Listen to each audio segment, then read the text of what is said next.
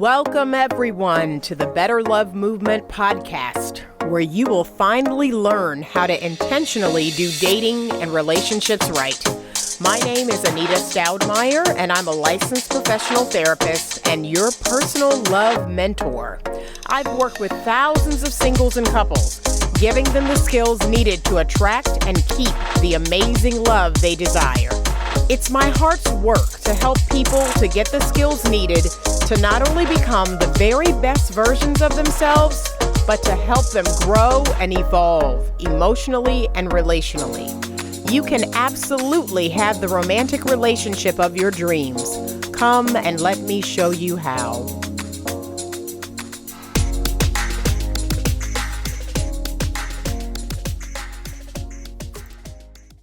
Welcome, everyone. Welcome back again this week. Thank you so much for joining me here on the Better Love Movement podcast. So I am back again. This is episode number 122, and it is entitled The 7 Lessons of Love. So today I am talking to Zach Beach of the HeartCenter and the Learn to Love podcast. Let me tell you a little bit about Zach. So Zach Beach is an internationally renowned yoga teacher, best-selling author, poet, love coach, and founder of the HeartCenter Love School and host of the Learn to Love podcast. Committed to building a world based on unconditional love and connection, Zach regularly leads retreats, workshops, and transformational trainings on opening the heart and discovering our loving nature. I love all of that. Welcome, Zach. Hi, Anita. Thanks so much for having me. Congratulations, Yes. 122 episodes. I know. That's a lot. Yep. So tell me and my listeners a little bit more about your platform and how you decided to do this work that you're doing. I mean, how I decided the work that I do in the world came down to one thing, intention. Awesome. And you mentioned like I do many things, and that all comes down to how intention opens us up to a world of possibilities. And I often differentiate between goals, which are often like a single point in the future that you're trying to get to and attain, to an intention, which is something that you can bring into this moment right now and cultivate in this moment right now. So Thich Nhat Hanh says the most important thing is to remember the most important thing. And to me, when I reflected deep down into my heart, I was like, for me, the most important thing is love. And I set an intention many years ago to devote my life to love. Awesome. And I've been exploring that in so many different ways, just as you have too in your life and your work that you do in the world. And for me, it's about yoga, getting people to love and connect their bodies. For me, it's about poetry, which is to me about the language of the heart. And then for me, it's about the mind and education and leading workshops and trainings and programs all around giving people the skills that they need to better love themselves, to better love each other, and to better love this world that we live in. Well, let me tell you something. The world needs a whole lot of that. The last few years, we have really been in some troubling times. So you've written this book. It's entitled The 7 Lessons of Love, Heart Wisdom for Troubling Times. So, man, the last, 5 years? Oh my gosh, we really need that. There's been so much negative press regarding dating and relationships. What are your thoughts about where we are in regards to love? So when we think about like where we are right now at this point in history in terms of love, we kind of have to think of, well, there's short-term, medium, and long-term trends, right? And the short term, absolutely, the COVID pandemic is on everyone's mind. As social beings, we yearn for connection and belonging. We need social connection and belonging, which is why the pandemic has been so challenging for so many people. You see people's mental health deteriorating with this pandemic because we need other people in our lives. Now, fortunately, human beings are extraordinarily resilient, and that people have found new, different, innovative ways to connect, whether it's outdoor social gatherings 6 feet away, or all these online communities have been popping up. Now, short term, COVID, from like what people have seen is what they call a relationship accelerator, Mm-hmm. and that makes good relationships better and bad relationships worse. Mm. And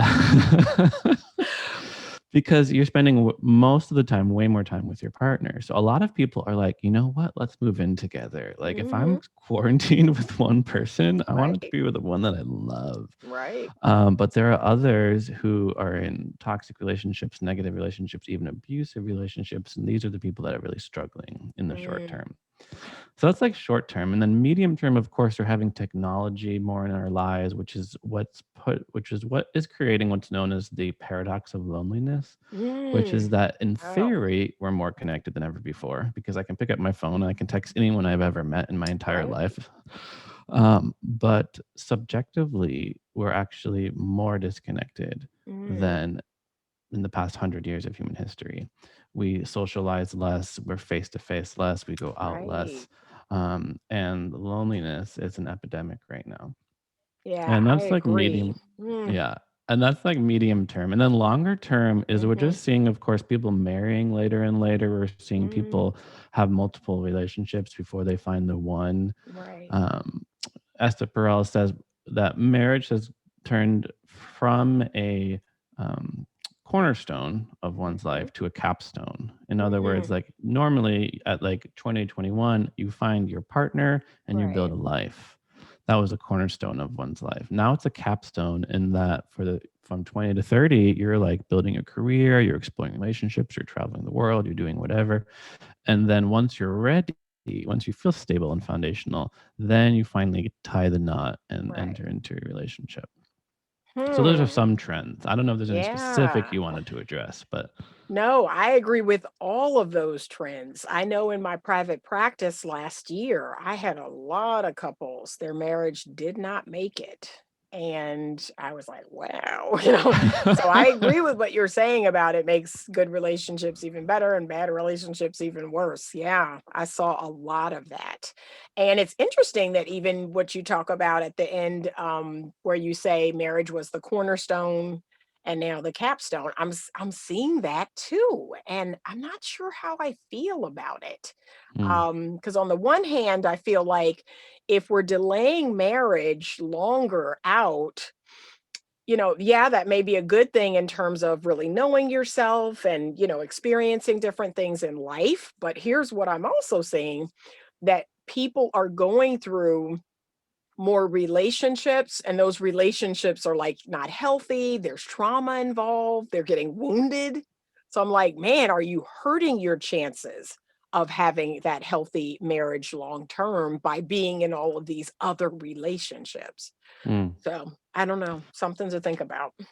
Yeah, some of the trends are almost counterintuitive. Like, for Mm, example, when you see the divorce rate being really high, you're like, oh, this is terrible. All these people are ending their relationships. But what's interesting is that the divorce rate exploded in the 70s when women were able to find more freedoms, more mm-hmm. economic freedoms, and they no longer were dependent on somebody.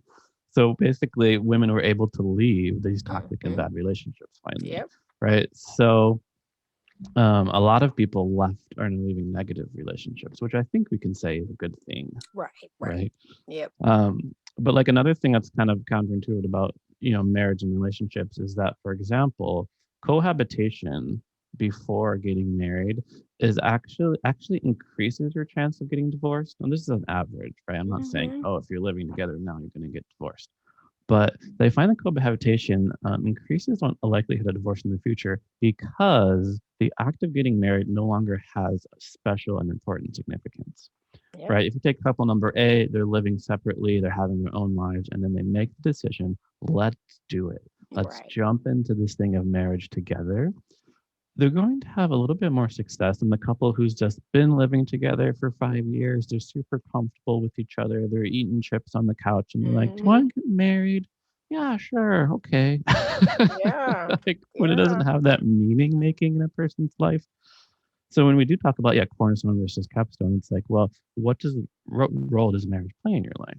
Right. Mm-hmm. So indeed, like if you are a person of faith, you are going to go in, your likelihood of being in a happy and long marriage is going to increase because Mhm. you're making that commitment like before God. It has a little bit more special significance. But in the same uh, vein, just like before, you might stay in a negative relationship because you've made this Right. promise before God and now you're not Right. just being true to yourself. Right. Okay. And I know that was the case for me. So I cohabitated before getting married, prior to learning about all the research about that. And yes, unfortunately, my marriage did not make it. So Mm, I share some of this research with my clients, and say, okay, it's just research. I want you to take it for what it is, But yeah, I'm familiar with that research and I lived it where it wasn't as special, because we had cohabitated maybe 18 months before we got married. So, yeah, interesting. So, one of the lessons in your book, there are 7 of them, but the one that I speak on quite a bit, the second lesson, your home is your first love school. I teach mhm, so many of my clients this when we're working together, that this is kind of the foundational piece for all of their relationships, is this relationship at home. Tell me about some of the other lessons of love and which one you feel is needed most right now. mm. Yeah, I do want to touch on our home being our first love school because I Mhm. just learned about this term. It's called repetitive relationship syndrome. Mm, mm, And it's basically something we've all experienced, maybe in yep. ourselves, maybe in other people. They get into the same toxic relationship again and again and again. And Mhm. that's because we do have relational patterns that are set very early on in our lives. And if we aren't aware of them, if we don't Mm, understand them, we'll go into the same toxic relationships over and over again. But I mean, the one of the lessons of love that I keep coming back to is just lesson number one, which is mhm. that everyone needs love, Mhm. which is that as human beings, we're social beings, and our need for connection, belonging, to be seen, recognized, understood, and accepted for just as we are is just as important as food and water for our well being. And we are in a paradox of loneliness where, in theory, we're more Mm, connected, but subjectively, we feel less connected. But this isn't written in stone. We can right. use technology to connect with others. Right. So sometimes in my workshops, I'll say, if you got a text right now that said, "Hey, I was just thinking about you and I hope you're doing really well. I think you're kind of an awesome person."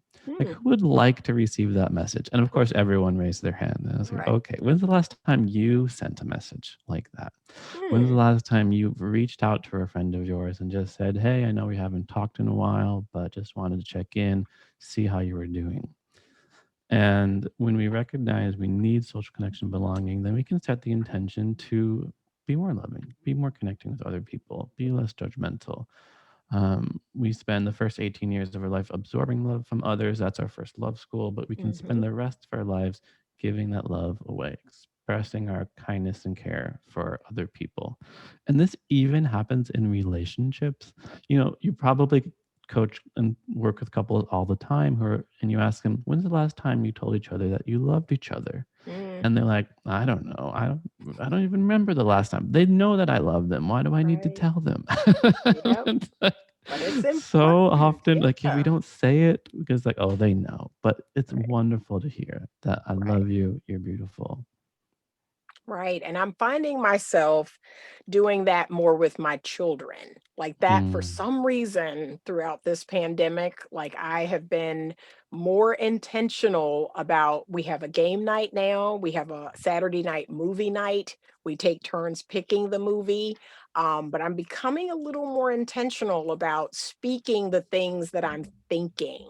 Right. So mm, I'm thinking, mhm. man, my kid is so creative. Oh my gosh, that's such a, oh, I love that. Or, oh, I love that outfit. You look so good today. But I'm thinking it instead of saying it. So I'm trying to be more intentional about letting the words come out of my mouth as opposed to thinking it. Or, man, my kid is so cool. He's so into this thing or he's so good at it. But I need to start saying it more. So I'm right there with you. I know. And one of my favorite quotes is from Rumi that our task is not to seek for love, but merely to remove all the obstacles against it. Hmm. And of course, in every moment, we have the ability and chance to love others. We simply have to make the choice. So, Right. absolutely, when you're with your kids, when you're with your partner, when you're with your friends, when you're sitting out, even alone at home, you can still Hmm. pick up your phone and tell somebody that you love them. For sure, for sure. So, lastly, I wanted to touch on the exercises that are at the end of the chapters. So, lesson one exercise was all about write love I have received throughout my life. So, I did Mm, this because I'm big on not just focusing on the romantic love. I think a lot of us get caught up in the romantic love when there are all these other loves in our life. There's the friendly love, there's the love of my pets, there's the love of my plants, there's self love, right? There's like all these different types of love.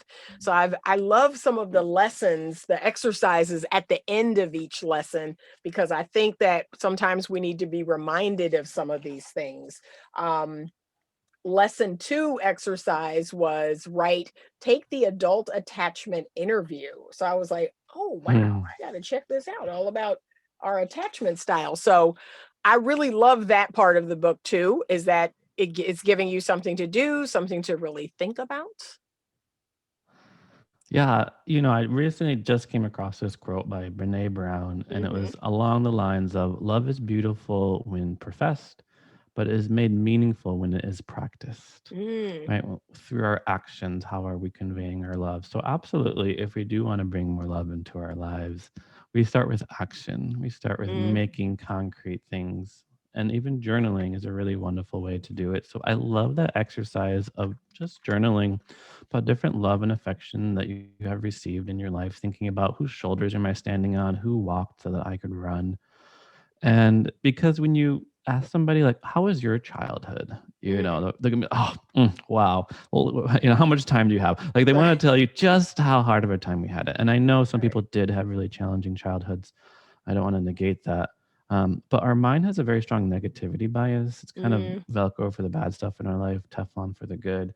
We remember bad things more easily, more readily. It gets encoded more strongly in our brains.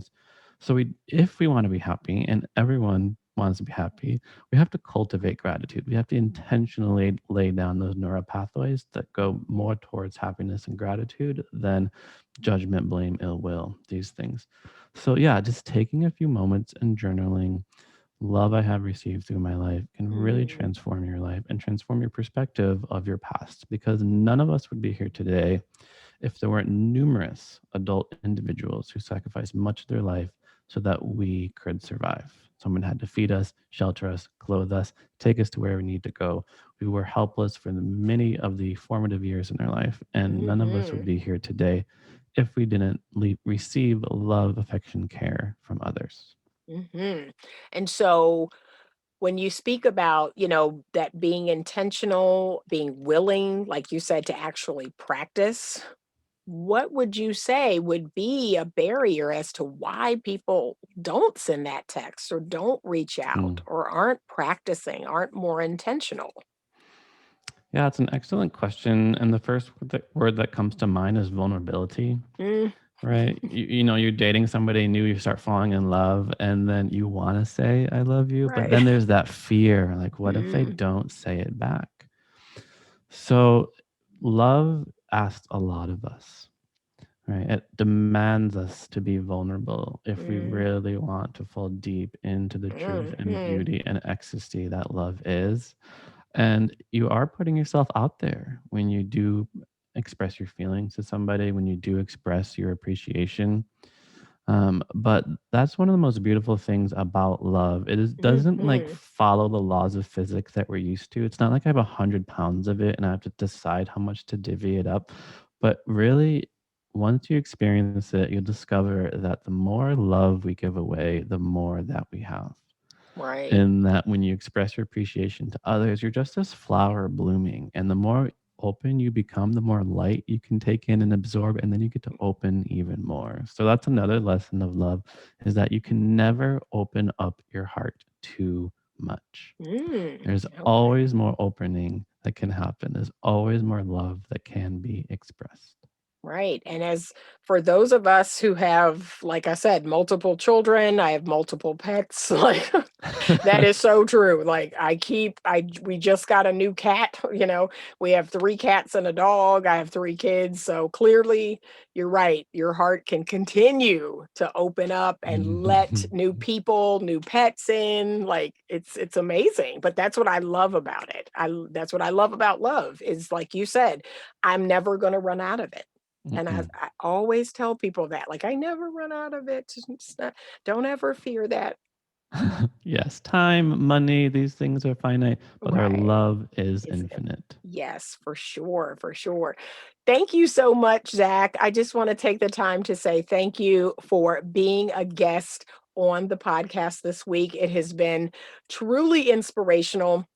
I was inspired just reading the book.